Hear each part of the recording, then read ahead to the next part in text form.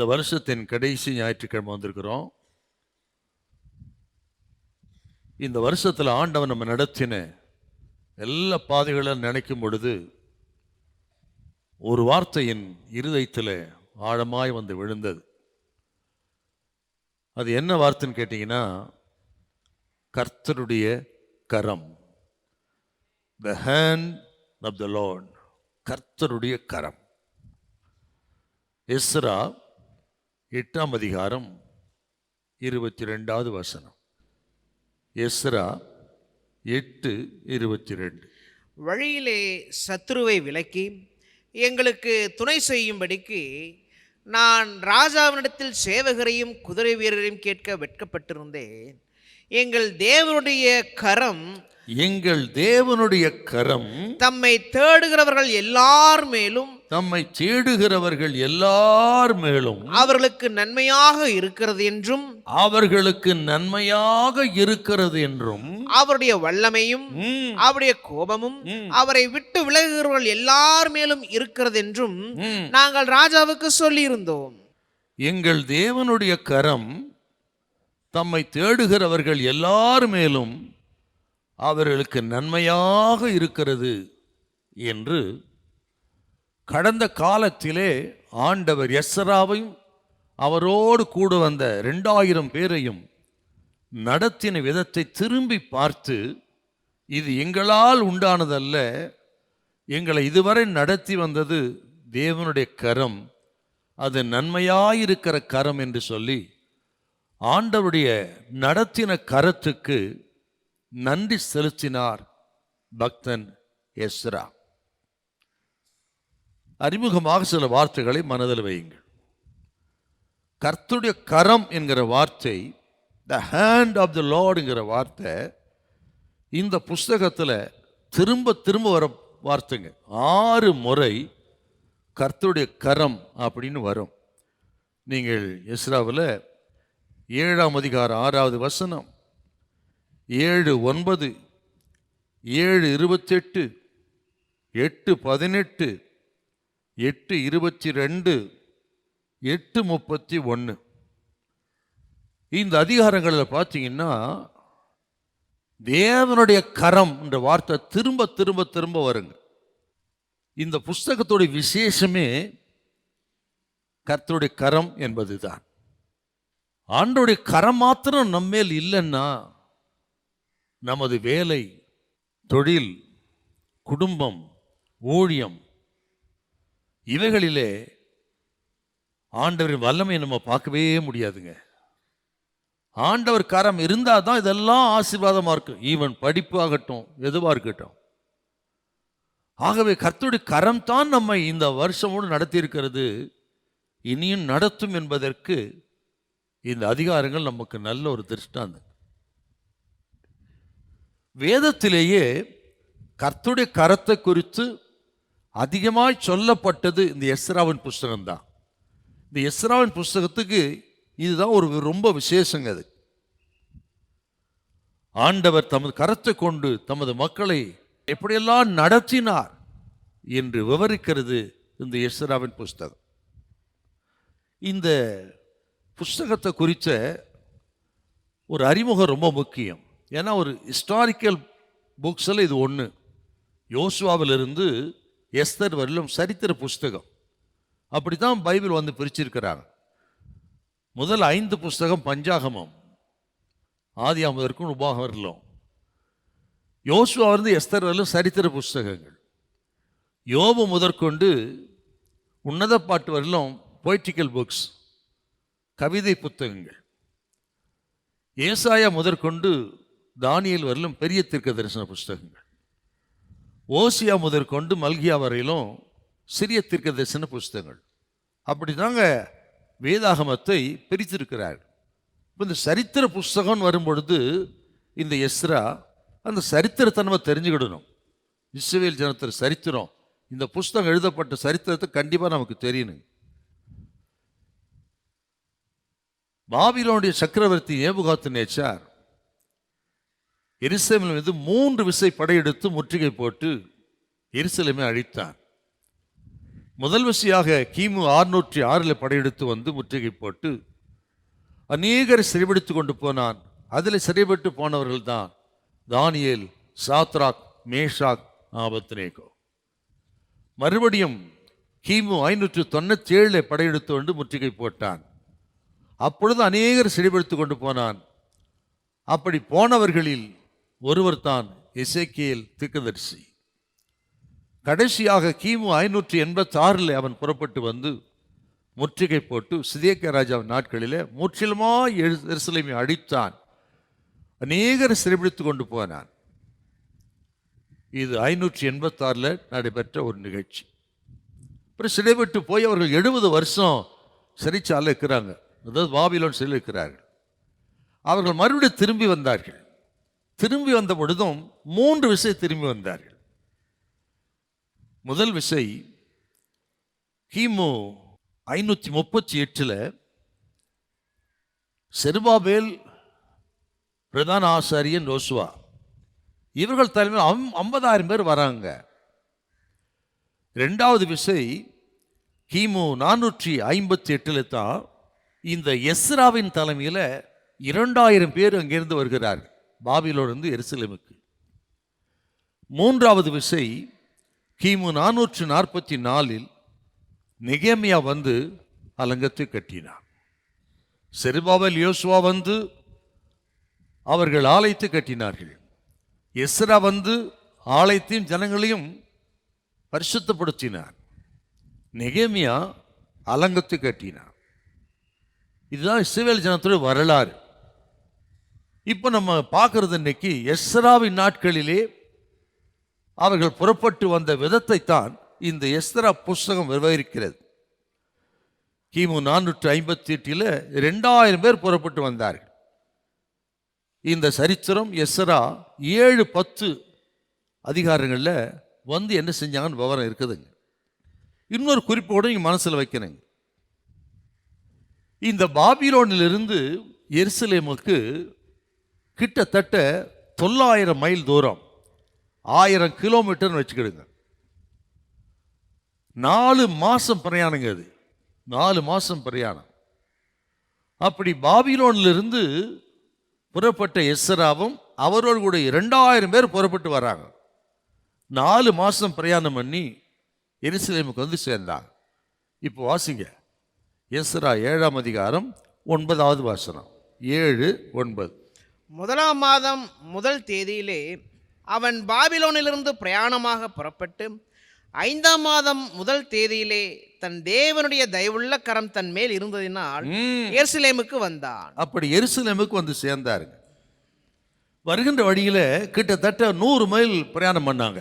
பாபிலோனிலிருந்து 100 mile பிரயாணம் பண்ணி அகாவா அப்படிங்கிற ஒரு நதி அண்டைக்கு வந்துட்டாங்க. இதற்கு மேல் அவர்கள் பிரயாணம் பண்ணி எருசலேமுக்கு பத்திரமா வரணும்னா என்ன செய்ய வேண்டும் என்று எஸ்ரா இந்த ஜனத்தை உபவாசத்துக்கு ஆயத்தம் பண்றாருங்க. அது அகாவா நதி அண்டையில் உபவாசத்தை சொல்றார். நீங்க 8ஆம் அதிகாரம் 21 கொஞ்சம் வாசிங்களேன். 8:21. அப்பொழுது நாங்கள் எங்கள் தேவனுக்கு முன்பாக எங்களை தாழ்த்துகிறதற்கும் எங்களுக்காகவும் எங்கள் பிள்ளைகளுக்காகவும் எங்கள் சகல பொருள்களுக்காகவும் செவ்வையான வழியை தேடுவதற்கும் நான் அங்கே அந்த அகாவா நதி அண்டையிலே உபவாசத்தை கூறினேன். ஜெபம் பண்ணி உபவாசம் பண்ணாதான் மேற்கொண்டு பத்திரமாய் வந்து சேர முடியும். பாபிலோனிலிருந்து எருசலேம் வரலும் பாதை ரொம்ப கரடுமுரடான பாதை. திருடர்கள் பயம் அதிகங்க. அங்கே ஏராளமான பொன்னையும் பொருளையும் கொண்டு வருகிறார்கள் ஆலயத்தை கட்டுவதற்கு. அவர்கள் இதெல்லாம் பத்திரமா போய் சேரணும்னா தேவை ஜெபம், உபவாசம் இருந்தால்தான் போய் சேர முடியும். ஜெபித்தால் உபவாசம் பண்ணாதான் ஆண்டவர் கரணம் மேல் வரும் என்று விசுவாசித்து உபவாசத்துக்கு ஆயத்தம் பண்ணி அகாவா நதி அண்டையில் உபவாசம் பண்ணினார். அப்படி உபவாசம் பண்ணின பிறகுதான் ஆண்டவர் பத்திரமா நடத்தினார். அதுக்கு நன்றி செலுத்தி சொன்ன வார்த்தை தான் 8:22. இப்போ அந்த 8:22 எங்கள் தேவனுடைய கரம், அதிலிருந்து வாசிக்க பார்க்கலாம். எங்கள் தேவனுடைய கரம் தம்மை தேடுகிறவர்கள் எல்லார் மேலும் அவர்களுக்கு நன்மையாக இருக்கிறது என்றும். அப்ப தேடுகிற அனைவருக்கும் அவருடைய கரம் நன்மையா இருக்கிறது என்பதை கண்டுபிடித்தாருங்க எஸ்ரா. ஆகவே தான் நன்றி இந்த உள்ளத்தோடு ஆண்டவருடைய கரத்தை குறித்து, ஆண்டவரே பாபிலோன் முதற்கொண்டு எருசலேம் வரையிலும் எங்களை நடத்தினது கரத்துக்காக ஸ்தோத்திரம்னு சொல்றாங்க. நீங்கள் 8ஆம் அதிகாரத்திலே 32 வாசித்து பாருங்க. அவர்கள் பத்திரமாய் வந்து சேர்ந்து கொண்டு வந்த அத்தனை பொன்னையும் பொருளையும் அவர்கள் ஒப்பு கொடுத்தார். எல்லாவற்றுக்கும் காரணம் கர்த்தர் தான் என்று, அவர் கரம்தான் என்று நன்றி செலுத்தினான் பக்தன் எஸ்ரா. உண்மைதான் இதை நினைத்து பார்த்தேன். நினைத்து பார்த்தா நம் இருதயம் கூட அப்படி நன்றியால் நிரம்பணும். பாபிலோனிலிருந்து எருசலேம் வந்தது போல இந்த வருஷம் துவக்கத்திலிருந்து இந்த நாள் வரையிலும் நாம் கடந்து வந்திருக்கிறோம். வழியில் எத்தனையோ திருடர்கள், விபத்துகள், ஆபத்துகள், வியாதி, போராட்டங்கள், எத்தனையோ பிரச்சனை வந்த பொழுதெல்லாம் இந்த வருஷம் முழுவதும் கர்த்தர் நம்மை தாங்கினார், நம்மை நடத்தினார், ஏந்தினார். இந்த நல்ல நாளை காண செய்தார்னா, ஓ நம்மேல் இருந்த தேவனுடைய கரம். நம்ம படிப்பு அல்லங்க, சாமர்த்தியம் அல்ல, சோத்திரம், நம்மேல், நம் ஒவ்வொரு மேல் இருந்த கர்த்தருடைய கரம். ஹல்லேலூயா, ஹல்லேலூயா. இன்னும் கர்த்தர் சொல்லுகிறார், இதே கரம் உங்கள் மேல் தொடர்ந்து இருக்கும். 2026லேயும் இதை காட்டிலும் மேலாக நடத்துவார். ஆண்டவர் கரம் ஒருபோது குன்றி போகாது, குறுகி போகாது. அவர் செவிகள் மந்தமாகவில்லை, அவர் கரங்கள் குறுகி போகவில்லை. கர்த்தர் சொல்றார், இன்னைக்கு நீங்கள் குறுகி போக மாட்டீங்க, நீங்கள் குன்றி போக மாட்டீங்க, நீங்க வளர்ந்து பெருகுவீர்கள். ஏனென்றால் குறுகாத கர்த்தருடைய கரம் உங்கள் மேல் இருக்கிறது, உங்கள் பிள்ளை மேல் இருக்கிறது. அந்த கரமே உங்களை நடத்தும். காயம்பட்ட அற்புத அப்பன் இயேசு கிறிஸ்துவின் கரம் உங்களை நடத்தும். கர்த்தர் சொல்றாருங்க, அந்த கரத்திற்கு காயத்தினாலே உங்கள் வியாதியெல்லாம் கர்த்தர் குணமாக்குவார். அவர் தழும்புகளால் குணம் ஆனீர்கள். விசுவாசி தோத்திரம் பண்ணுங்க பாப்போம். தழும்புகளால் குணம் ஆனீர்கள். விசுவாசித்தா இப்போ ஒரு அற்புதம் நடக்கும், உங்களுக்கு அதிசயம் நடக்கும். ஹல்லேலூயா, நல்ல தோத்திரம் பண்ணுங்க. Praise the Lord.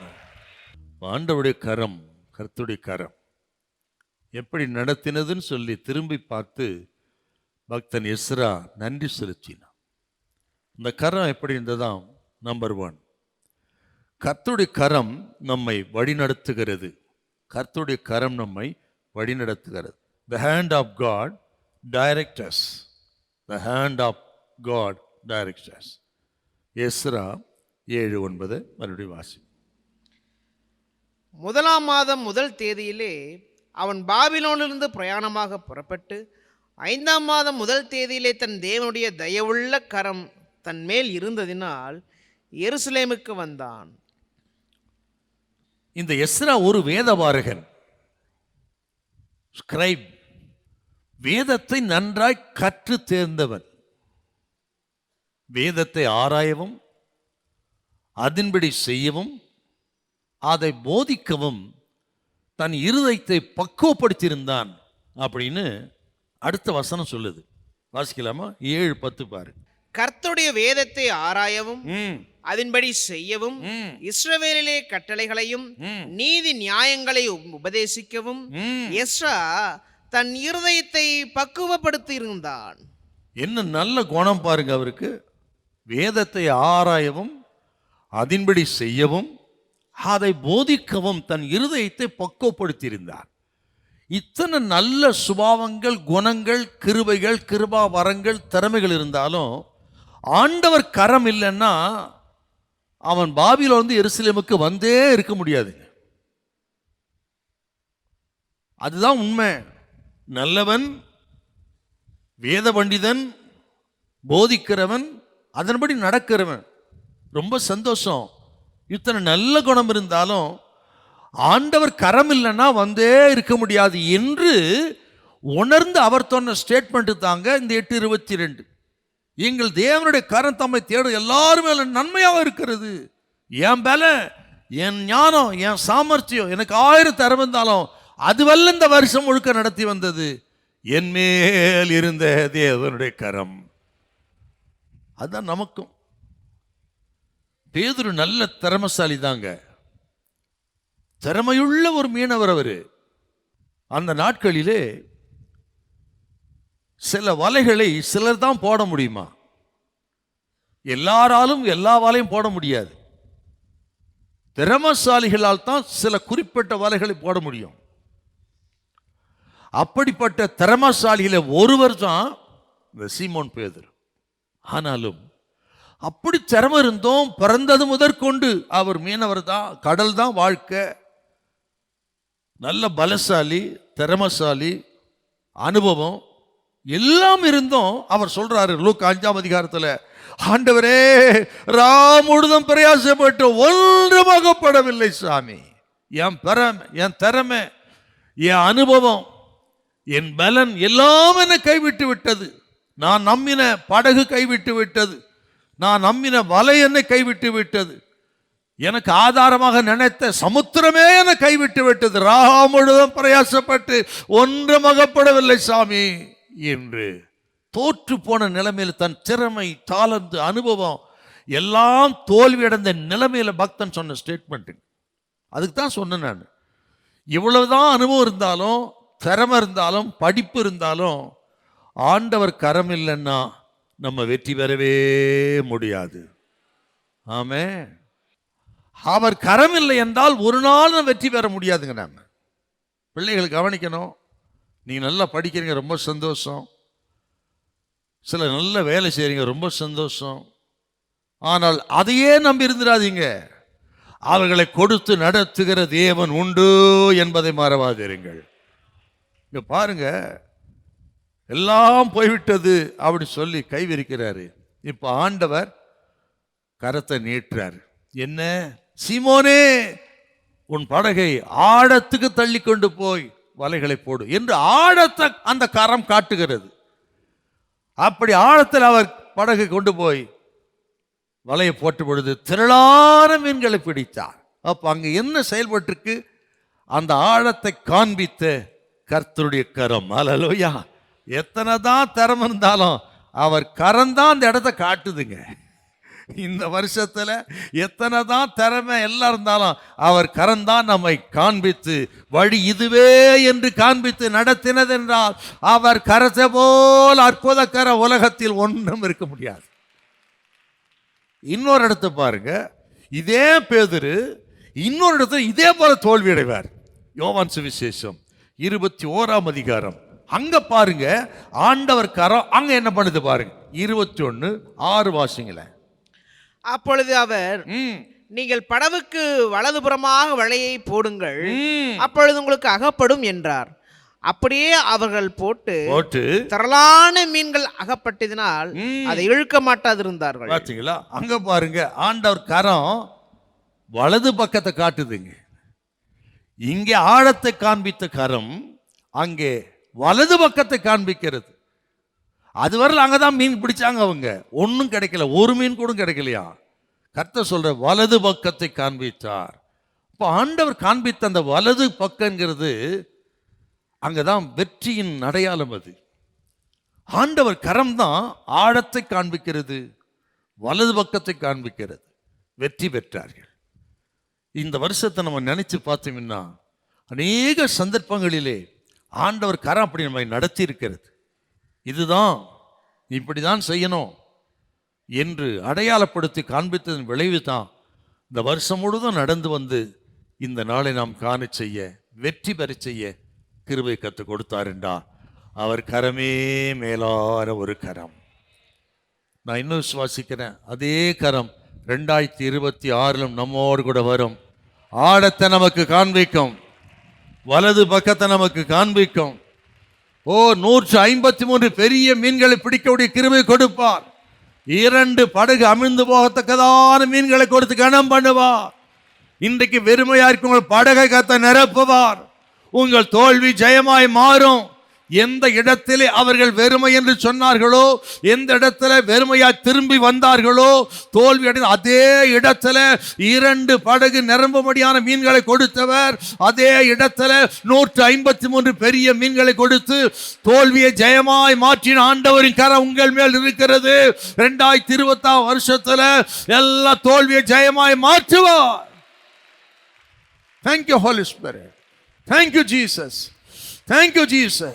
உங்கள் திறமைக்கு, அனுபவத்துக்கு, பிரயாசத்துக்குரிய பலனை 2026 வருஷத்தில் ஆரம்பத்தை கத்த கொடுப்பார். அந்த கரங்களை நடத்தும். ஹல்லேலூயா, பிரைஸ் தி லார்ட். அவர் கரத்தை குறித்து வேதத்தில் இன்னொரு வார்த்தை சொல்றேன் பாருங்க, சூப்பரா இருக்கும். நீதிமொழிகள் 21:1 வாசிங்கள. நீதிமொழி 21:1. ராஜாவின் இருதயம் கர்த்தரின் கையில் நீர்க்கால்களைப் போல் இருக்கிறது, அதை தமது சித்தத்தின்படி அவர் திருப்புகிறார். பார்த்தீங்களா? ராஜாவின் இருதயம் கர்த்தரின் கையில் நீர்க்கால்களைப் போல் இருக்கிறது, அதை தமது சித்தப்படி அவர் திருப்புகிறார். ஒரு விவசாயி இருக்கிறார்னா அந்த விவசாயி தம் விருப்பத்துக்கு ஏற்றது போல அந்த வாய்க்காலை திருப்புவாருங்க. அவர் வாய்க்கால தண்ணி போயிட்டே இருக்கும். தன் நிலத்துக்கென்று ஒரு வாய்க்காலை வெட்டி வச்சிருப்பாங்க. பொதுவான வாய்க்கால் இருக்கும், அதில் இருந்து தன் நிலத்துக்கென்று ஒரு வாய்க்கால் இருக்கும். அந்த வாய்க்காலுக்கு அந்தந்த ஓனர் தான், அந்த விவசாயி தான் திறந்து விட்டு தண்ணி நிரப்பிட்டு பிறகு மூடிடுவாங்க. அதை போல் எப்படி ஒரு விவசாயி அந்த வாய்க்காலை திறந்து திருப்புகிறானோ நீரை, அதை போல் நமது ஆண்டவர் எங்கோ போகிற ஆசீர்வாதங்களை அவர் நமக்கு நேராய் திருப்புகிற தேவனாயிருக்கிறார். ஹல்லேலூயா. அது ராஜாக்கள் இருதயமா இருந்தாலும் சரி, அந்த இருதயத்தை கூட நீர்க்கால்களை போல திருப்புறார்னா அது அவரால் மட்டும்தான் செய்ய முடியும். ஹல்லேலூயா, ஆமென். ஒரு சூப்பர் வசனம் சொல்றேன் உங்களுக்கு. இதுவரை இந்த வசனத்தை நீங்க வாசிங்க தெரியல, இந்த வசனத்தோடு ரிலேட்டடான அற்புதமான வசனம் பிரசங்கி 9:1 வாசிங்கள. பிரசங்கி 9:1. இவை எல்லாவற்றையும் நான் என் மனதிலே வகையறுக்கும்படிக்கு சிந்தித்தேன். நீதிமான்களும் ஞானிகளும் தங்கள் கிரியைகளுடன் தேவனுடைய கைவசமாய் இருக்கிறார்கள். நீதிமான்களாகட்டும், ஞானிகளாகட்டும், ராஜாக்களாகட்டும் ஆண்டவருடைய கைவசத்தில் இருக்கிறார்கள். ஆண்டவர் கரத்திலே இருக்கிறார். எத்தனை பெரிய நீதிமான், ஞானியா இருக்கட்டுங்க, ராஜாவா இருக்கட்டும், எல்லாரும் ஆண்டவர் கரத்திலே இருக்கிறார்கள். இந்த நல்ல வசனத்துக்கா நல்ல கைத்தட்டி தோத்திரம் பண்ணுங்க. இந்த தேசத்துடைய அதிபதி ஆகட்டும், அமைச்சர் ஆகட்டும், பிரதம மந்திரி ஆகட்டும், முதலமைச்சர், எல்லாம் ஆண்டவர் கரத்திலே இருக்கிறார்கள். நல்ல கைத்தட்டுங்க. என்ன அருமையான ஒரு வசனம் அது. எல்லாரும் ஆண்டவர் கரத்திலே இருக்கிறார்கள். ராஜாக்களோ, மந்திரிமார்களோ, ஞானிகளோ, படிப்பாளோ, எல்லாம் கர்த்தர் கரத்திலே இருக்கிறார்கள். தமக்கு சித்தமானவனை உயர்த்துகிறார், தமக்கு சித்தமானவனை தாழ்த்துகிறார். ஓ, காலங்களையும் சமயங்களையும் ஏற்படுத்துகிறார். தமக்கு சித்தமானவனை உயிரோடு வைக்கிறார், தமக்கு சித்தமானவனை கொல்லுகிறார். ஏனென்றால் எல்லாம் அவர் கரத்திலே இருக்கிறது. ஹல்லேலூயா. நான் சொன்னதெல்லாம் வசனம். இங்க பாருங்க, ராஜாக்களின் இருதயம் ஆண்டவர் கரத்தில் நீர்க்கால்களை போல் இருக்கிற அந்த கரம் எப்படிப்பட்ட கரம் பாருங்க. உண்மைதானே? ஏசாயா 45 1-6 வாசி பாருங்க. ஆண்டவர் இந்த கோரேஸ் ராஜாவை திருப்புறாருங்க. அற்புதமான வேத போதி. அதை தான் எஸ்ராவில் கூட பார்க்கிறோம். ஆண்டவர் இந்த கோரேசின் ஆவியை எழுப்பி நேபுகாத்நேச்சார் கொண்டு போன பொன்னையும் பொருளையும் ஆலயத்தை திறந்து இவன் எடுத்து எஸ்ராவின் கையில் கொடுத்து கொண்டு போய் ஆலயத்தை கட்டுங்கன்னு சொன்னான்னா அந்த கோரேசின் ஆவியை தேவன் எழுப்பினார்.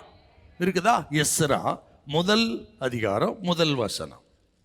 எரேமியாவின் வாயினாலே கர்த்தர் சொன்ன வார்த்தை நிறைவேறும்படி பெர்சியாவின் ராஜாவாகிய கோரேசுடைய 1ஆம் வருஷத்திலே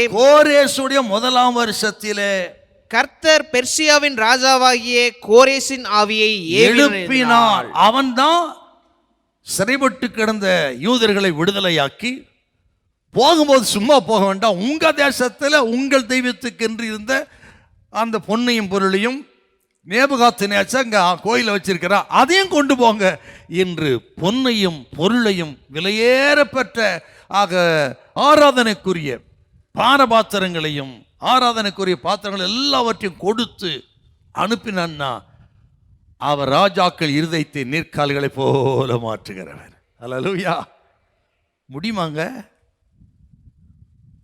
ஒரு ராஜா கொண்டு போயிட்டான், இன்னொரு ராஜா வந்து அதை எடுத்து கொடுத்து கொண்டு போகன்னு சொல்றேன்னா இது கர்த்தரால் மட்டும்தான் ஆகும். அல்லேலூயா, ஆமே. நீங்க நெகேமியா 2ஆம் அதிகாரம் 1-8 வாசி பாருங்க. அர்தசஷ்டா ராஜா இருந்தான், இப்போ அலங்கத்தை கட்டணும். அப்பொழுது அவன் ஆவிய கர்த்தர் ஏவி, உன் முகம் இன்னைக்கு துக்கமா இருக்குது என்னன்னு கேட்க விஷயத்தை சொல்ல. நெகேமியா எதெல்லாம் கேட்டானோ எல்லாவற்றையும் ராஜா கொடுத்தான்னா அவன் இருதயத்தை கர்த்தர் நீர்க்கால்களை போல மாற்றினான். இதுக்கெல்லாம் சொல்லப்பட்ட வசனம் தான், அவர் வெண்கல கதவை உடைத்து இரும்பு தாழ்பாலை முறித்து அந்தகாரத்தில் பொக்கிஷத்தை கொடுக்கிற தேவன். நான் இன்னைக்கு விசுவாசிக்கிறேன், என் ஆவியில் ஆழமாய் உணர்ந்து சொல்லுகிறேன், உங்களுக்குரியதை சாத்தான் கொண்டு போயிருந்தால், பிசாசு கொண்டு போயிருந்தால், வேற ஒரு மனுஷன் கொண்டு போயிருந்தா அதை அவன் கொடுக்கும்படி ஆவியை கர்த்தர் ஏவுவார். அவனே கொண்டு வந்து கொடுப்பான். உங்களுக்கு உரியது உங்கள் வீட்டை தேடி வரும், உங்கள் வசமாய் வரும். தெற்கத்தி வெள்ளங்களை திருப்பது போல நமது ஆசீர்வாதங்களை திருப்புகிற தேவன் நம்மோடு இருக்கிறார். 126 சங்கீதம் சொல்லுது, அவர் தெற்கத்தி வெள்ளங்களை திருப்புகிற தேவன். ஹல்லேலூயா. நான் இன்னும் விசுவாசிக்கிறேன். இதெல்லாம் பார்க்கும் பொழுது புறஜாதிகள் சொல்லுவார்கள், கர்த்தர் இவர்களுக்கு பெரிய காரியங்களை செய்தார், இது நிமித்தம் மகிழ்ந்திருக்கிறோம். கர்த்தர் உங்களுக்கு பெரிய காரியங்களை செய்வார். கர்த்தர் உங்க சிறையிருப்பை கர்த்தர் மாற்றுவார். சிஸ்டர், பிரதர், கர்த்தர் சொல்ல உங்க சிறையிருப்பை மாற்றுவார். அவரு உங்களுக்கு உரிதை கொண்டு வந்து கொடுப்பார். அவர் சொத்தை ஒருவனை வைத்துக் கொள்ள முடியாது. நம் ஆண்டவர் கரம் எத்தனை அற்புதமான கரம். ஜீசஸ், ஹல்லேலூயா. ஆனா ஒண்ணு, இப்படி ஆண்டவர் கரம் இயங்கணும்னா நம்ம செய்ய வேண்டியது செய்யணும். அதுதான் சொன்ன, உபவாசம் பண்ணி எஸ்ரா ஜெபம் பண்ணின பொழுது பத்திரமா வந்து சேர்ந்தாங்க. நீங்கள் தானியேல் புஸ்தகம் 9ஆம் அதிகாரம் 1-3 வசனம் வாசிக்க பார்க்கலாம். அங்க ஆண்டவர் கரம் எப்பொழுது இயங்க ஆரம்பிக்கிறது? தானியேல் 9:1-3 வசனம். கல்தேயுடைய ராஜ்யத்தின் மேல் ராஜாவாக்கப்பட்ட மேதிய குலத்தானாகிய அகாஸ்வேருவின் புத்திரனான தரியு ராஜ்யபாரம் பண்ணுகிற 1ஆம் வருஷத்திலே தானியேலாகிய நான் எருசலேமின் பாழ்கடிப்புகள் நிறைவேறித்திர 70 வருஷம் செல்லும் என்று கர்த்தர் எரேமியா தீர்க்கதரிசியோடு சொல்லிய வருஷங்களின் தொகையை புஸ்தகங்களால் அறிந்து கொண்டேன். நான் உபவாசம் பண்ணி ரட்டிலும் சாம்பலிலும் உட்கார்ந்து தேவனாகிய ஆண்டவரை ஜபத்தினாலும் விண்ணப்பங்களினாலும் தேட என் முகத்தை அவருக்கு நேராக்கி. எஸ்ரா எப்படி திரும்பி வந்தார் நினைக்கிறீங்க நீங்க? எஸ்ரா சுகமா வந்து சேர்ந்ததுக்கு அவர் உபவாச ஜெபம். இந்த எஸ்ராவே பாபிலோன் வந்து வந்ததுக்கு யார் காரணம்னா தானியேலின் ஜெபம். அவர் தான் வேதத்தை புரட்டி பார்க்கிறார். புரட்டி பார்த்தா எரேமியா அப்படி சொல்லிக்கிறார், 70 ஆண்டுகள் அவர்கள் சிறையில் இருப்பார்கள், அந்த 70 ஆண்டுகளுக்கு பிறகு திரும்புவார்னு எரேமியா சொல்லிருக்காருங்க. எங்க சொல்லிருக்காரு? நீங்கள் எரேமியா புஸ்தகம் 29ஆம் அதிகாரம் 10வது வசனம். எரேமியா 29:10. பாபிலோனிலே 70 வருஷம் நிறைவேறின பின்பு நான் உங்களை சந்தித்து உங்களை இவ்விடத்துக்கு திரும்பி வர பண்ணும்படிக்கு உங்கள் மேல் என் நல்வார்த்தையை நிறைவேற பண்ணுவேன் என்று கர்த்தர் சொல்லுகிறார். அப்படின்னு நீங்க சிறைப்பட்டு போனாலும் 70 வருஷம் இருப்பீங்க, 70 வருஷத்துக்கு திரும்பி வருவீர்கள் என்று எரேமியா ஒரு தீர்க்கதரிசி சொல்லியிருக்கிறார். நீங்கள் 25ஆம் அதிகாரம் 11-12 கூட இந்த வார்த்தை இருக்குது. இப்படி எழுதப்பட்ட தீர்க்க தரிசனத்தை தானியேல் பார்க்கிறார். தானியேல் பார்த்த உடனே கணக்கு போட்டு பார்க்கிறார். கணக்கு போட்டு பார்த்தா 70 வருஷம் முடிய போகிறது. என் ஜனம் பாபிலோனில் சிறைப்பட்டு 70 வருஷம் முடிய போறன்னு சொல்லி கணக்கு போட்டு பார்த்து முடிகிற வருஷத்துல இதுக்கு மேல நான் சும்மா இருக்க முடியாது என்று 81வது வயது. அப்பொழுது தானியேலுக்கு 81 வயதுல அவர் உபவாசம் பண்ணி அவர் ஜெபம் பண்ணி முழங்கால முடக்கி ஜெபித்தார். அந்த ஜெபத்தை கேட்ட ஆண்டவர் தான் கோரேசின் ஆவி எழுப்பினார். அந்த கோரேஸ் தான் செருபாபேல் அனுப்புறாரு, யோசுவா அனுப்புறாரு, எஸ்ரா அனுப்புறாரு. இப்ப எஸ்ரா வந்ததுக்கும் ஜனங்களுக்கு வந்ததுக்கு எல்லாம் காரணம் அந்த தானியேலின் ஜெபம். என்றால் ஆண்டவர் கரம் நமக்கு செயல்படணும்னா அடுத்த வருஷத்துக்கும் கர்த்தர் பேசுறார். இன்னைக்கு கர்த்தருடைய கரம் செயல்பட வேண்டும் என்றால் எஸ்ராவை போல உபவாசம் பண்ணி ஜெபம் பண்ணுங்க, தானியேலை போல உபவாசம் பண்ணி ஜெபம் பண்ணுங்க. நீங்க உபவாசம் பண்ணி ஜெபம் பண்ணினாதான் அவர் கரம் இயங்கும். அல்லேலூயா. பிள்ளைகள் நல்லா கவனிக்கணும்.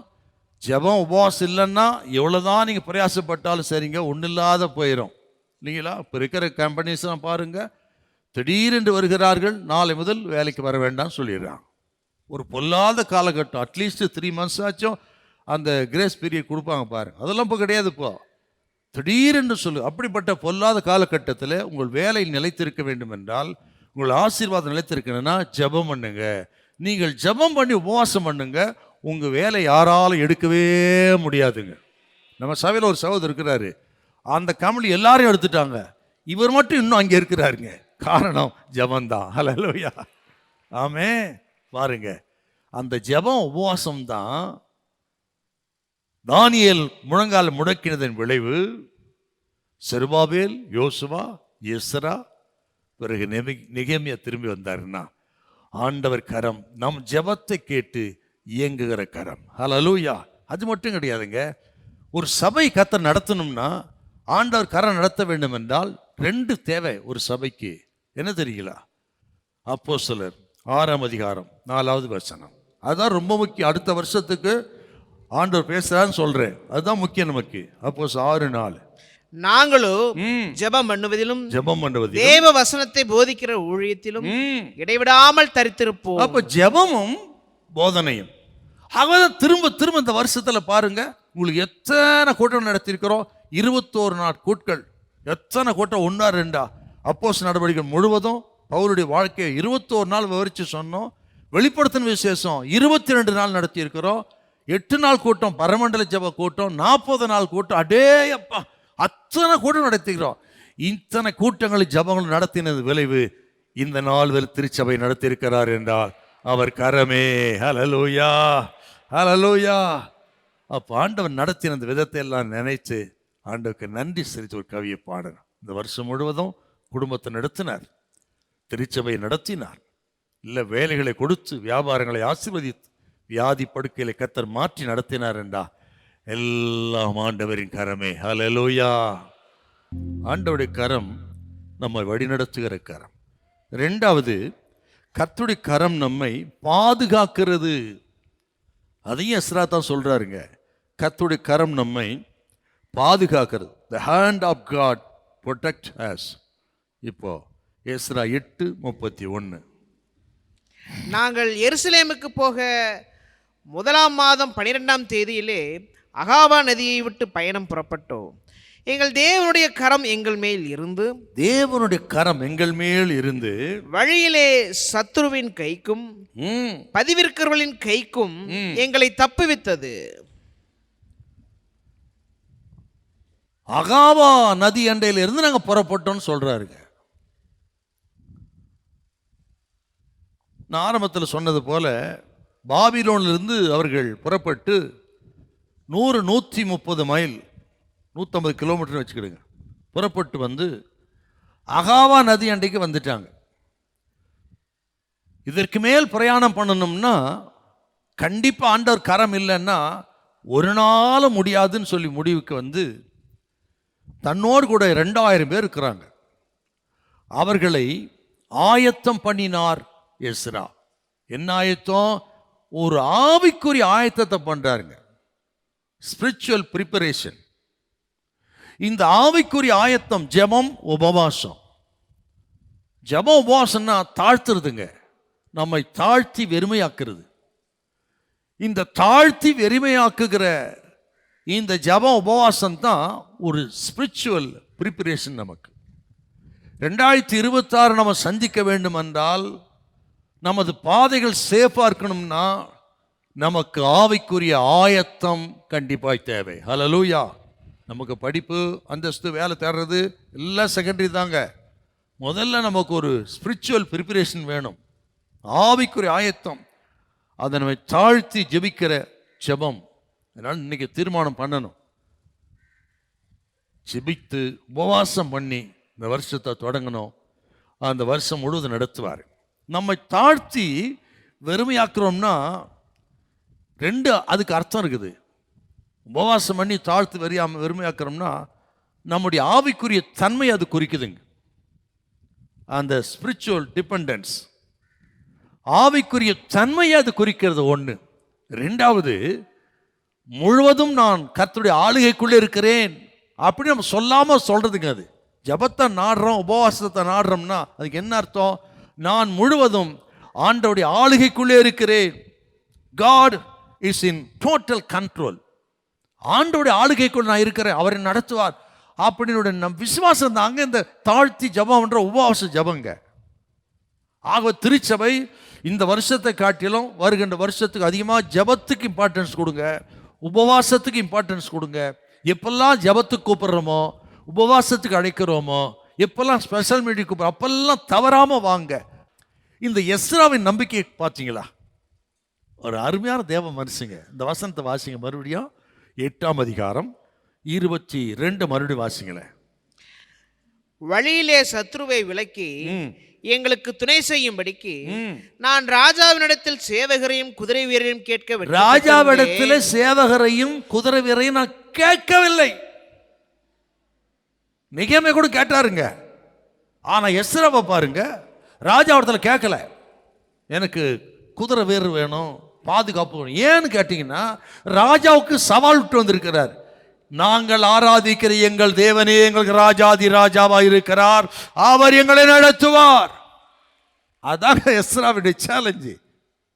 சொல்றாரு பாருங்க, நாங்கள் ராஜாவிடத்தில் சேவகரை குதிரை நான் கேட்கல, கேட்க வைக்கப்படல, கேட்கல நாங்க. ஏனென்றால் எங்களை நடத்துகிற ராஜாவின் கரம் எங்களோடு இருக்கிறது. இப்போ சவால் விட்டு வந்திருக்கிறாருங்க. இப்போ வழியில பாதுகாப்பாக போய் சேரணும்னா, போய் சேரலன்னா ஒரு சவால் விட்டு தான் தோத்து போயிரும். இல்லை, ராஜாவுக்கு வைக்கப்பட்டு போயிடுவார்ல. என்ன எஸ்ரா ரொம்ப பெருசா கேட்ட, நீ உங்க ராஜாதி ராஜா கர்த்தர் நடத்துவார்னு சொன்னேன், என்னாச்சு பாரு, கொண்டு போன பொருள்லாம் பாரு திருடன் கொண்டு போயிட்டான்ல என்று ராஜா நம்ம கேவலப்படுத்துவான். ஆகவே அதுக்கு தப்பிக்கணும்னா ஒரே வழி உபவாசமும் ஜெபமும் பண்ணி அவர் கரத்தை தேடணும்னு முடிவுக்கு வந்தாருங்க. அப்படி உபவாசம் பண்ணி ஜெபித்த பொழுது ஆண்டவர் கரம் இறங்கி வந்து அவர்கள் பத்திரமாய் வந்து சேர்ந்தார்கள். ஹல்லேலூயா, ஆமென். ஆண்டவர் கரம் பாதுகாக்கிற கரம். அப்படியே புதிய ஏற்பாட்டுக்கு வாங்க. அப்போஸ்தலர் 23ஆம் அதிகாரம் 23, 24. அப்போஸ்தலர் 23, 24. பின்பு அவன் 100க்கு அதிபதிகளில் 2 பேரை அழைத்து செசரியா பட்டணத்திற்கு போகும்படி 200 காலாட்களையும் 70 குதிரை வீரரையும் 200 ஈட்டிக்காரரையும் ராத்திரியில் 3ஆம் மணி வேளையிலே ஆயத்தம் பண்ணுங்கள் என்றும் பவுலை ஏற்றி தேசாதிபதியாகிய பேலிக்ஸினிடத்திற்கு பத்திரமாய் கொண்டு போகும்படிக்கு குதிரைகளை ஆயத்தப்படுத்துங்களும் என்று சொன்னதும் அன்றி. பவுல் கேட்கல. ஆனா எருசலேம் வந்து செசரியாவுக்கு போகணும். அவரு அங்கிருந்து அவர் வந்து ரோமாபுரிக்கு போகணும் இல்லையா? அதான் சொல்கிறப்பா 23ஆம் அதிகாரத்தில் சொல்லுவார். நீ 11ஆம் வசனத்தில், பவுலே பயப்படாத, நீ எருசலேமிற்கு சாட்சி கொடுத்த போல ரோமாவிலையும் சாட்சி கொடுக்க வேணும் அப்படி ஆண்டவர் வந்து அந்த இட்னரிஸ் போட்டார், அந்த போக்குவரத்து விவரத்தை போட்டார். ஜெருசலேம் டு ரோம் அப்படின்னு. எப்படி போய் சேர்றதுங்க? இவர் சிறை கைதியாக இருக்கிறாரு, ஆனால் ரோமாபுரிக்கு போகணுமே, சாட்சி நிறைவேற்றுமே, ஆண்டவரை ஏற்பாடு பண்ணுறாருங்க. இப்போ எருசலேம் வந்து செசரியாவுக்கு போகணும். செசரியாவில் தான் கப்பல் துறைமுகம், அங்கே தான் கப்பல் பிடிக்கணும். எருசலேம் ஜெயிலில் இருக்கிறார். எப்படி செசரியாவுக்கு போகிறது? அவர் இதெல்லாம் நடக்குமா? நடக்கிற காரியமா? யோசிச்சாலும் நடக்காதுங்க. ஆண்டவர் பாருங்க, அங்கே சிலரை கலகக்காரில் எழுப்ப அந்த செய்தி சேனாபதிக்கு வர, சேனாபதி இவர் ரோம பிரஜனை அறிந்து பாதுகாக்கணும் ஒரு பயத்தோட ராத்திரி குதிரை வீரர்களையும் காலாட்படைகளை அனுப்பி எந்த சேதம் இல்லாம பத்திரமா ஜெயிலிருந்து செசரியாவுக்கு போய் சேர, செசரியாவிலிருந்து பத்திரமா ரோமாபுரிக்கு போய் சேர கர்த்தரே உதவி செய்தார் என்றால் அவர் கரம் நடத்துகிற பாதுகாக்கிற கடம். ஹல்லேலூயா. ஆண்டவர் நடத்திப்பெல்லாம் ஆச்சரியம்னா ஆச்சரியங்க. ஒரு திட்டத்தை கர்த்தர் கொடுத்து விட்டால் அந்த திட்டத்தை செயல்படுத்துவதற்கு அவர் எவ்வளவாய் தீவிரப்படுறாருங்க. தமது ஜனங்களை பாதுகாக்கிற நல்ல தேவன். நான் சொல்ற விசுவாசிக்கிறேன். சில உங்களை அழிக்க நினைக்கலாம், உங்க பேரை டேமேஜ் பண்ண நினைக்கலாம், உங்க ப்ரமோஷனை தடை பண்ண நினைக்கலாம், எதையாகிலும் செய்து உங்களை நஷ்டப்படுத்தணும்னு நினைக்கலாம். நான் விசுவாசிக்கிறேன், இந்த வேத வசனத்தின்படி அந்த துரோகத்தை உங்களுக்கு நன்மையாய் கர்த்தர் மாற்றுவார். நிச்சயமா சொல்லுகிறேன், அந்த நஷ்டமே லாபமாய் மாறும் உங்களுக்கு. ஹல்லேலூயா. அவர் செய்கிற தீமையே உங்களுக்கு நன்மையாய் மாறும். ஹல்லேலூயா. சாபத்தை ஆசீர்வாதமாய் மாற்றுகிற தேவன் நம்மோடு கூட இருக்கிறார். தீமையை நன்மையாய் மாற்றுகிற கர்த்தருடைய கரம் நம்மோடு இருக்கிறது. யுத்தங்களை ஓய பண்ணுகிறவர், ஈட்டியை முறிக்கிறவர், வில்லை ஒடிக்கிறவர், ரதங்களை நெருப்பினால் சுட்டரிக்கிறவர் அவரே தேவன் என்று அறிந்து கொள்ளுங்கள். நீங்கள் அமர்ந்திருந்து ஹல்லேலூயா. யார் என்ன துரோகம் பண்ணட்டும், அழிக்க நினைக்கட்டும், ஒன்னும் நடக்காது, ஒன்னும் நடக்காது. நம்ம அழைத்த தேவன் நம்மோடு கூட இருக்கிறார். Praise the Lord. இவங்க சும்மா வரலங்க, இந்த 2000 பேரும். இவர்கள் நான் சொன்னது போல கோரேஸ் கொடுத்த அந்த ஏராளமான பொண்ணு கொண்டு வராங்க, பொண்ணும் பொருள். அது விவரம் எங்க இருக்குன்னா, நீங்கள் 8ஆம் அதிகாரம் 25, 26, 27 பார்த்தீங்கன்னா என்னெல்லாம் கொண்டு வராங்கன்னு தெரியும். அந்த 3 வசனத்தை வாசித்து பாருங்க. அவர்கள் கொண்டு வந்தது 25 டன் வெள்ளி. கவனிக்கணுங்க, 25 டன் வெள்ளி. அப்புறம் 25 டன் வெள்ளியினான பொருட்கள், வெசல்ஸ், சில்வர் வெசல்ஸ், அது 25 டன்னுங்க. அப்புறம் 8 டன்னுக்கு பொண்ணு கொண்டு வராங்க, 25 டன்னுக்கு வெள்ளி பாத்திரங்களை கொண்டு வராங்க, அப்புறம் 25 டன்னு வெள்ளியை கொண்டு வராங்க. இத்தனை திரளான பொக்கிஷத்தை கொண்டு வருகிறார். இதை கொண்டு போய் சேர்க்கணும்னா அதுக்கு ஜெபம் தேவையா இல்லையா? அதுக்கு தான் அவர் ஜெபம் பண்றாருங்க. அவர்கள் பத்திரமாய் கொண்டு வந்து சேர்த்தார்கள். ஆண்டவர் நமக்கு நம் கருத்தில் சில விலையேற பெற்ற பொருட்களை கொடுத்திருக்கிறார். அதை கொண்டு போய் நாம் சேர்ப்பதில் கவனமா இருக்கணும். அதுக்கு தேவை ஜெபம். என்ன பொருள் கொடுத்திருக்கிறாரு? எல்லார் கையிலும் இந்த பொண்ணை காட்டிலும் வெள்ளியை காட்டிலும் விலையேற பெற்றவர்களை கர்த்தர் நம் வசம் கொடுத்துருக்கிறாருங்க. 2-3 மாட்டு சொல்றேன் உங்களுக்கு. 2 தீமோத்தேயு 1ஆம் அதிகாரம் 14 எல்லாருக்கும் கொடுத்துருக்காரு. இங்க இருக்கிற சின்ன பையனா இருக்கட்டும், பெரிய ஆளாக எல்லாருக்கும் கர்த்தர் கொடுத்துருக்கிறார். விலையேற பெற்ற பொண்ணை காட்டி விலையேற பெற்றது. வாசிக்கலாமா? 2 தீமோத்தேயு 1:14. உன்னிடத்தில் ஒப்புவிக்கப்பட்ட அந்த நற்பொருளை, உன்னிடத்தில் ஒப்புவிக்கப்பட்ட அந்த நற்பொருளை நமக்குள்ளே வாசம் பண்ணுகிற பரிசுத்த ஆவியினாலே காத்துக்கொள்ளுங்கள். நற்பொருள் சுவிசேஷம் இல்லையா? ஆண்டவர் கொடுத்திருக்கிற விலையேற பெற்ற பொக்கிஷம் கர்த்தர் கொடுத்த சுவிசேஷங்க. அந்த சுவிசேஷத்தை நாம் பாதுகாத்து நம்ம கொடுக்க வேண்டிய பொறுப்பு கர்த்தர் நம் கையிலே கொடுத்திருக்கிறார். 2026ஆம் வருஷத்துல இந்த நற்பொருளை காத்துக்கொண்டு அதை யார் வசம் ஒப்பு கொடுக்கணும். இந்த பட்டணத்துக்கு கொண்டு போய் சேர்க்கணுங்க. அது நம் கையில் கர்த்தர் கொடுத்த பொக்கிஷம். ஹல்லேலூயா. இன்னொரு வசனம் 1 தீமோத்தேயு 1:18. 1 தீமோத்தேயு 1:18. குமாரனாகிய தீமோத்தேயுவே, உன்னை குறித்து முன் உண்டான தீர்க்க தரிசனங்களின்படியே நீ அவைகளை முன்னிட்டு நல்ல போராட்டம் பண்ணும்படி இந்த கட்டளையை உனக்கு ஒப்புவிக்கிறேன். நீ விசுவாசமும் நல்மனசாட்சியும் உடையவனாயிரு. பார்த்தீங்களா? இந்த கட்டளையை வேதத்தின் மூலமாக உங்களுக்கு கொடுக்கப்பட்ட கட்டளை, கிரேட் கமிஷன். கர்த்தர் கொடுத்த உலகம் இங்கும் புறப்பட்டு போய் சர்வ சீசுக்கும் சுவிசேஷ பிரசங்கன்னு சொன்னாரு. அந்த கிரேட் கமிஷன் தாங்க கர்த்தர் கொடுத்த நற்பொருள். அதை நம்ம கொண்டு போய் சேர்க்கறது நம்ம கையில் இருக்கிறது. நம்ம தான் அதை சேர்க்கணும். இன்னொரு வசனம் 2 தீமோத்தேயு 2:2. 2 தீமோத்தேயு 2:2. அநேக சாட்சிகளுக்கு முன்பாக நீ என்னிடத்தில் கேட்டவைகளை சாட்சி கவனிக்கணுங்க. எல்லா நற்பொருளை காட்டிலும் மேலானது சாட்சி. என்னிடத்தில் கேட்டவைகளை மற்றவர்களுக்கு போதிக்கத்தக்க உண்மையுள்ள மனுஷரிடத்தில் ஒப்புவி. நீ பெற்றுக்கொண்ட சுவிசேஷத்தை, வசனத்தை, சாட்சியை அடுத்தவருக்கு கொடுங்கிறாருங்க. ஆக எதை நம்ம கொடுக்கிறோமோ இல்லையோ, 2026 வருஷத்துல நம்ம சாட்சி அடுத்தவருக்கு காட்டணும். கொண்டு போய் சாட்சி உள்ள ஜீவியம், அதாங்க வெளியேற பெற்ற பொக்கிஷம்.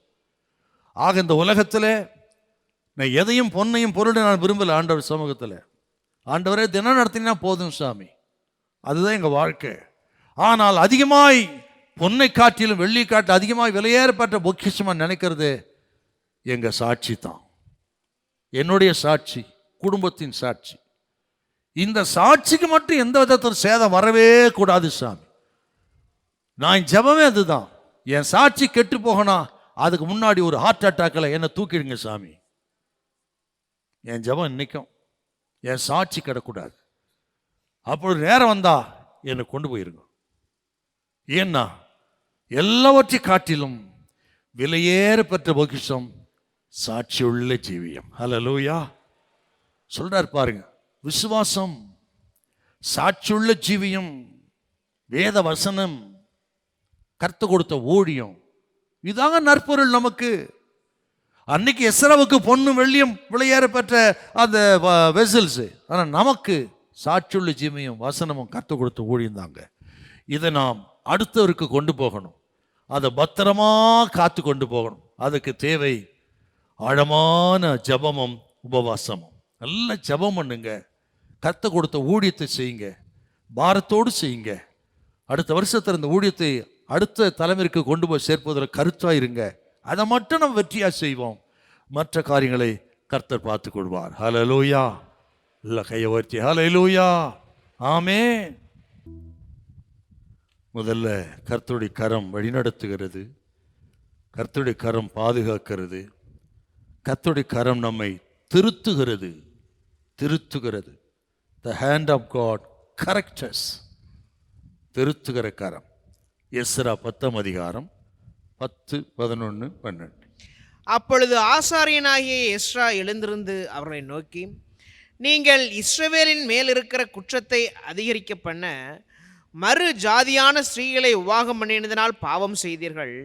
இப்பொழுதும் நீங்கள் உங்கள் பிதாக்களின் தேவனாகிய கர்த்தரிடத்தில் அறிக்கையிட்டு அவருடைய பிரியத்தின்படியே செய்து தேசத்தின் ஜனங்களையும் மறுஜாதியான ஸ்திரீகளையும் விட்டு விலகுங்கள் என்றான். அப்பொழுது சபையார் யாவரும் மகா சத்தத்தோட பிரதித்திரமாக, ஆம், நீ சொன்ன வார்த்தையின்படியே செய்ய வேண்டியதுதான். எஸ்ரா வந்து சேர்ந்துட்டாருங்க சேஃபா. ஆனா வந்து பார்த்தா எதிரிகள் அதிகம் இருக்கிறார்கள் ஒரு பக்கம், இன்னொரு பக்கம் தேசமே தீட்டுப்பட்டு கிடக்கிறது. ஏனென்றால் சிறைப்பட்டு போன பிறகு இந்த இடத்துல ராஜா வேற ஆட்களை குடியேற்றினார், புறஜாதிகளை. அங்கே மீதமிருந்த இஸ்ரவேலர்கள் புறஜாதி ஸ்திரீகளை விவாகம் பண்ணினார்கள். கர்த்தருடைய பிரமாணத்துக்கு விரோதமாக அந்நிய நுகத்தில் பிணைபடாதே என்று சொல்லியிருக்கிறார். நீங்கள் பிரவேசிக்கிற தேசத்தில் அந்நிய தேசத்தாருக்கு பெண் கொடாமலும் பெண் எடுக்காமல் இருப்பீர்களாக என்று உபாகம் 7ஆம் அதிகாரத்தில் சொல்லிக்கிறார். அதான் பிரதான கட்டளை அவர்களுக்கு. ஆனால் அதை மீறி இவர்கள் புறஜாதி ஸ்திரீகளை விவாகம் பண்ணி ஒரு புதிய சந்ததி வந்திருக்கிறது. வந்து பார்க்கிறார், பார்த்தா புதிய சந்ததி. யார் இவர்கள்? இவர்கள் புறஜாதிகளுக்கு பிறந்தவர்கள். ஐயோ, புறஜாதிகளுக்கு பிறந்த புதிய சந்ததியா? அப்படியானால் மேசியா அந்த உலகத்தை எப்படி வர முடியும், எப்படி வருவா என்று நினைத்து கதி கலங்கி அவன் விழுந்து கிடந்தான். தன் வஸ்திரத்தை கிழித்து கொண்டு, நீங்க அந்த அதிகாரத்தை வாசித்து பாருங்க, 9, 10 அதிகாரத்தை, தாடி மயிரை பிடித்து இழுத்து கொண்டு வஸ்திரத்தை கிழித்து அவன் கத்தி கதறி கூச்சலிட்டு, ஐயோ, பரிசுத்த வித்து கெட்டு போய்விட்டதே, பரிசுத்த வித்து கெட்டு போய்விட்டதே, மேசா எப்படி உலகத்துக்கு வருவா என்று பக்தன் அலறினான். இதெல்லாம் கேட்ட அந்த ஜனங்கள் உள்ளம் உடைந்தார்கள். உள்ளம் உடைந்து எஸ்ஸாவிடத்தில் வந்து, சகோதரனே, நாங்கள் என்ன செய்ய வேண்டும் அப்படின்னு கேட்கிறாங்க. எஸ்ஸா சொல்றார், அப்படிப்பட்டவர்களை, அந்நியத்தில் பிணைப்பட்டவர்களை நீங்கள் அனுப்பிவிடுங்கள் என்று சொல்ல அவர்கள் அனுப்பி தேசத்தை சுத்தம் பண்ணினான். மிகப்பெரிய ஒரு எழுப்புதல் தேசத்திலே உண்டாயிற்று. வேதாகமத்திலேயே முதல் எழுப்புதல் இதுதாங்க, எஸ்ராவின் காலத்தில். இந்த எழுப்புதல் எப்படி வரும் தெரியுமா? நம்ம பேசுகிறோம், அடுத்த வருஷம் எழுப்புதல் காணணும்னு ஜெபிக்கிற, ரொம்ப சந்தோஷப்படுறேன், நல்லதுங்க. ஆனால் அது எப்படி வருங்க? இப்போ நீங்கள் வாசிக்கணும். இப்போ ஆரம்பத்தில் சொன்ன பார்த்தீங்களா, எஸ்ரா 7:10, அதை கொஞ்சம் வாசிங்க. எழுப்புதல் எப்படி வரும்னு சொல்கிறேங்க உங்களுக்கு, வாசிங்க பார்க்கலாம். 7:10 எஸ்ரா. கர்த்தருடைய வேதத்தை ஆராயவும் ம், அதன்படி செய்யவும் ம், இஸ்ரவேலிலே கட்டளைகளையும் நீதி நியாயங்களையும் உபதேசிக்கவும் ம். எஸ்ரா தன் இருதயத்தை பக்குவப்படுத்தி பக்குவப்படுத்தி இருந்தான். இந்த ஸ்டேட்மெண்ட் என்ன சொல்லுதுன்னு நினைக்கிறீங்க நீங்க? எழுப்புதலுக்கு முதல் தேவை வேதத்தை ஆராய்ந்து தன்னை ஆயத்தப்படுத்தணும் திருச்சபை.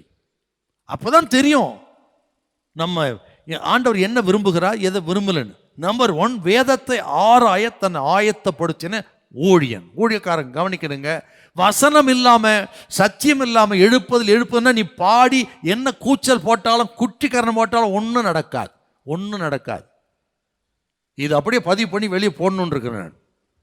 ஊழியக்காரன் கவனிக்கணுங்க, வசனம் இல்லாம சத்தியத்தின் நேர சபை நடத்தாமல் நீங்கள் என்னத்தான் குதித்தாலும் புது பாட்டை இறக்கினாலும் சரி, சோத்திரம் ஒன்றுத்துக்கு வேலைக்காகாது. ஒன்றாகாது சொல்கிறேன் உங்களுக்கு.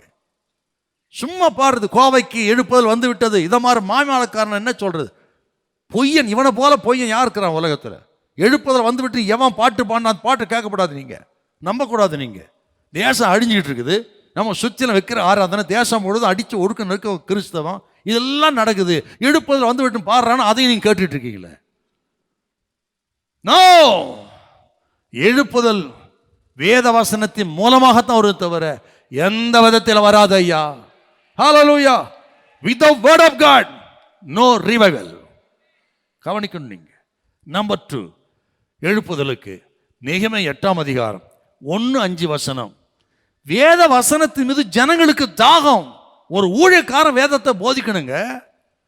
2வது, ஜனங்களுக்கு வேத வசனத்தின் மீது தாகம் உண்டாஇருக்கணும். ஏதோ கூட்டம் நடத்துறோம், எத்தனை பேர் தாகம் இருக்குது சொல்லுங்க பாப்பா. இந்த 64 வயசுல ராத்திரி கூட கேட்டு பாருங்க, குடும்பத்தில் கேட்டு பாருங்க. ரெஸ்டே கிடையாது எனக்கு. இந்த வயசுல ரிட்டையர்மெண்ட் ஸ்டேஜ் எனக்கு இல்லையா? நான் ஒரு சண்டே டு சண்டே பிரசங்கம் பண்ணிட்டு போனால் போதும் ஐயா, அசிஸ்டன்ட் பாஸ்டர் எல்லாரும் பார்த்துப்பாங்கன்னு. ராத்திரியும் பகலும் உட்காந்து ரெஸ்டே கிடையாது. நான் கர்த்தர் முன்பாக சொல்லுகிறேன், 1 மணி நேரம் கிடைச்சா ரொம்ப சந்தோஷமா இருக்குமேன்னுவேன். பாஸ்டர்மா பார்த்து சொல்லுவேன், நீங்க ஒரு நாள் ரெஸ்ட்டுங்கன்னு சொல்றதுக்கு உலகத்தில் யாருமே இல்லைன்னு சொல்லுவேன். ஏன்னா ஒரு பக்கம் சரிதான் அப்படி இருந்தா, இன்னொரு பக்கம் ஐயோ தேசத்தில் எழுப்பல பார்க்கணுமே, பட்டணம் ஆண்டவர் அறியணுமே, நம்ம சுற்றி ஜனங்கள் அழிந்து கொண்டிருக்கிறார்களே, ஆண்டவரே எப்படி ஆகிலும் இறங்கும் என்று வேதத்தை ஆராய்ந்து உங்களுக்கு கொடுப்பதில் கருத்தா இருக்கிறேன் கிருபையினால். அப்படி நான் ஊழியக்காரன் வேத வசனத்தை ராத்திரி ஆராய்ந்து பக்குவமாகணும். 2வது, அந்த வேத வசனத்தின் மீது ஜனங்களுக்கு வாஞ்சை இருக்கணும். அதுதான் ரொம்ப முக்கியம். உங்களுக்கு வாஞ்சை இல்லைன்னா என்ன பிரயோஜனம்? நம்பர் 3, நீங்கள் எஸ்ரா 10:1 வாசித்து பார்த்தீங்கன்னா, பாவங்களுக்காக கதறி அடணும். ரிவைவலுக்கு தேவை 3 பாயிண்ட்டுங்க இது. 1, வேதத்தை ஆராய்வதற்கு ஊழியக்காரன் ஒப்பு கொடுக்கணும். வேத வசனத்தின் மீது ஜனங்களுக்கு தாகம் இருக்கணும். 3வது, பாவ அறிக்கை செய்யணும். இது 2 நடந்தால் அது 3வது நடக்கும். பாவத்தை அறிக்கை செய்து அழுது ஒப்பு கொடுக்கிற இந்த 3 அனுபவங்கள் தான் எழுப்புதலை கொண்டு வருங்க இல்லையா? அப்பதான் கர்த்தர் தேசத்தை திருத்துவார். அதான் இன்னைக்கு பார்க்குற கர்த்தருடைய கரம் நம்மை திருத்துகிற கரம். ஆகவே தான் எஸ்ரா அவன் வேதத்தை ஆராய்ந்தான், கீழ்ப்படிந்தான், போதித்தான். அங்க 3 வார்த்தை இருக்கு பாருங்க. Studied God's word, obeyed God's word, taught God's word. அந்த தேவ மனுஷனை கொண்டு தாங்க தேசத்தை சுத்தம் பண்ணி எழுப்புதலை கொண்டு வர்றார். இதுதான் நமக்கு தேவைங்க. அப்படி வசனத்துக்கு நேராக நம்ம திரும்பணுங்க. அப்பொழுது தேசத்தை ஆண்டவர் சுத்தம் பண்ணினார். சுத்தம் பண்ணி ஒரு பெரிய எழுப்புதலை கருத்தை கொண்டு வந்தார். ஒரு சில வார்த்தைகளை சொல்லி நான் ஜெபிக்க விரும்புகிறேன். அதில் ஒரு மனுஷனை காட்டுறேன் உங்களுக்கு. இதுவரை இந்த மனுஷன் பேரை கேள்விப்பட்டிருக்க மாட்டீங்க நீங்க. ஆனால் எவ்வளோ அற்புதமான ஒரு மனுஷன் ஐயா, யார் தெரியுங்களா? அதுதான் இன்னைக்கு நம்ம வேணும். அப்படிப்பட்ட மனிதர்கள் தான் இன்னைக்கு வேணும் சபைக்கு. யாரு? இப்போ வாசிங்க நீங்க எஸ்ரா 10:2 கொஞ்சம் வாசிங்க பார்க்கலாம். எஸ்ரா 10:2. அப்பொழுது ஏலாமின் புத்திரில் ஒருவனாகிய எகியேலின் குமாரன் செக்கனியா நல்லா கவனிக்கணுங்க. எஸ்ராவை நோக்கி, நாங்கள் தேசத்து ஜனங்களில் உள்ள அந்நிய ஸ்திரீகளை சேர்த்து கொண்டதினால் எங்கள் தேவனுக்கு விரோதமாக பாவம் செய்து, ஆகிலும் இப்பொழுது இந்த காரியத்திலே இப்பொழுது இந்த காரியத்திலே இன்னும் இஸ்ரவேலுக்காக நம்பிக்கை உண்டு. இன்னும் இஸ்ரவேலுக்கு ஒரு நம்பிக்கை உண்டு அப்படின்னு விசுவாசித்தவன் செக்கனியா. SHECHANIAH செக்கனியா. என்ன அருமையான ஒரு கேரக்டருங்க. அதுல ரெண்டு விஷயம் பாருங்க. நாங்கள் தேவனுக்கு விரோதமாக பாவம் செய்தோம். அவன் மட்டும் விசுவாசிக்கல, அநேகரை சேர்த்து கொண்டான்.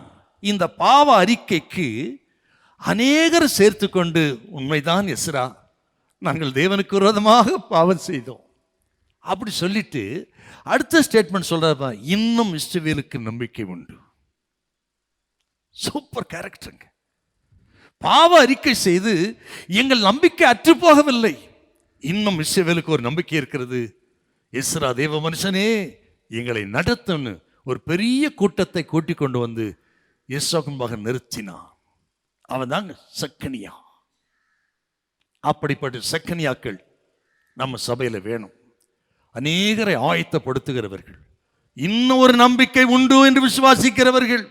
நான் விசுவாசிக்கிறேன், இத்தனை வருஷங்கள் இந்த பட்டணம் ஆண்டவர் அறியாமல் இருந்தாலும், இந்த தேசம் இத்தனை வருஷங்கள் ஆண்டவர் அறியாமல் இருந்தாலும், எங்களுக்கு ஒரு நம்பிக்கை உண்டு. 2026 எங்கள் பட்டணம் ஆண்டவரை அறிந்து கொள்ளும், இந்த தேசம் ஆண்டவரை அறிந்து கொள்ளும். இன்னும் இஸ்ரவேலுக்கு ஒரு நம்பிக்கை உண்டு. உங்களுக்கு நம்பிக்கை இல்லையா? நம்பிக்கை இல்லையா உங்களுக்கு? நம்பிக்கை இல்லையா உங்களுக்கு? நம்புங்க, இன்னும் நமக்கு ஒரு நம்பிக்கை உண்டு. இந்த பட்டணம் ஆண்டவரை அறிந்து கொள்ளும், இந்த தேசம் ஆண்டவரை அறிந்து கொள்ளும். 2026 ஒரு எழுப்புதலை கத்த கொண்டு வர போகிறா. அது எங்கள் பல ஞானம் அறிவல்ல, ஆண்டவர் கரம் எங்களோடு இருக்கிறது. எங்களை திருத்துகிற கரம் எங்களோடு இருக்கிறது, எங்களை வழிநடத்துகிற கரம் எங்களோடு இருக்கிறது, எங்களை பாதுகாக்கிற அன்பின் கரம் எங்களோடு இருக்கிறது. எங்களுக்கு ஒரு நம்பிக்கை உண்டு. ஓ ஹல்லேலூயா. அப்படி தேசம் பரிசுத்தம் அடைந்து எழுப்புதல் உண்டானது அங்கே இருந்து தான் மேசியாவை உலக ரட்சகர் இயேசு உலகத்துக்கு வந்தார். உலகத்துக்கு வந்து உலகத்துக்கே ரட்சிப்பு உண்டாக்கி நம்ம எல்லாம் ரட்சிப்புல நடத்தினார்னா, அன்றைக்கு அந்த செக்கனியா எஸ்ரா போல் இருந்த ஆட்களுடைய அர்ப்பணிப்பு ஆண்டவருக்கு எதிர்பார்க்கிறார். அப்படி ஜெபிக்கிறவர்கள், பாவ அறிக்கை செய்து ஒரு நம்பிக்கை உண்டு என்று காத்திருக்கிற மக்கள், அப்படி நம்பிக்கை இழந்துடாம காத்திருங்க. நம்ம குடும்பத்துக்கும் சரி, தேசத்துக்கும் நல்ல எழுப்புதலை தருவார். நமக்கு நல்ல செக்கனியாக்கள் நமது பட்டணத்தில், நம் தேசத்தில், நம் சபையிலே இருந்து கத்த எழுப்புவாராக. ஹல்லேலூயா. ஆமென். ஒரு 1.5 வருஷத்துக்கு முன்னாடி, ஒரு 1.5 வருஷம் இருக்கும், ஒரு நாள் ரொம்ப மனமடி வாக்கிட்டேன். நான் மனமடி வாக்கி விட்டார்கள் என்ன, உள்ளத்தில் உடைந்து நொறுங்கி போனேன். இனி இந்த ஊழியம் வேண்டாம், வேற எங்காயிலும் ஒரு 100 பேரை வச்சு நடத்த முடியும், 50 பேர் வச்சு நடத்திடலாம், இந்த ஊழியமே வேண்டாம் என்று நான் முடிவுக்கு வந்துட்டேன். அதை சொல்லவும் செஞ்சேன். நான் வந்து ப்ரேயர் ஹவுஸில், கெஸ்ட் ஹவுஸில் உட்காந்து அழுது கொண்டே இருந்தேன். இவ்வளோ பிரயாசப்படுறேன் சுவாமி, இப்படி இருதயத்தை உடைக்கிறாங்களப்பா, நொறுக்குகிறாங்களே சுவாமி, இன்னும் எத்தனை இடியை நம்ம வாங்கிறது? போதும் சுவாமி, எனக்கு ஒரு 100 பேரை வைங்க, அவர்களை கொண்டு நான் ஒன்று செய்ய முடியும் என்று 2 நாளாக அழுதுட்டு இருந்தேங்க நான் கெஸ்ட் ஹவுஸில். அப்பொழுது நம் சபை சேர்ந்த சில முக்கியஸ்தர்கள் ஒரு 4 பேர் வந்தாங்க. பாஸ்டர் அவங்கள பார்க்கணும்னு சொல்லி வந்தாங்க. அவங்க சொன்னாங்க, பாருங்க, ரொம்ப கேட்டுக்கிட்டாங்க, நீங்கள் போகக்கூடாது பாஸ்டர், நீங்கள் எங்கே தான் இருக்கணும், எங்கள் வசனத்தை போதிக்கணும், நீங்கள் எங்களுக்கு தேவை என்று அவர்கள் உருக்கமாக கேட்டுக்கிட்டாங்க. அந்த நல்ல செக்கனியாக்கள் மூலம்தான் தொடர்ந்து நாங்கள் ஊழியம் செய்ய கத்த உதவி செய்தார். ஆமே. அவர்களுக்காக நான் ஆண்டவருக்கு நான் மகிமை செலுத்துகிறேன், மகிமை செலுத்துகிறேன். இப்படி உடைக்கப்பட்ட பொழுதெல்லாம் என்னை தேற்றின் அநேக செக்கனியாக்கள் தேவன் சபையில் வைத்திருக்கிறார். 2026 வருஷத்தில் நாம் சேர்ந்து ஆலயத்தை கட்டுவோம், சேர்ந்து ராஜ்யத்தை கட்டுவோம். ஆண்டு வருகை மிக சமீபம். ஹல்லேலூயா. இல்லை கையை வச்சு ஹல்லேலூயா.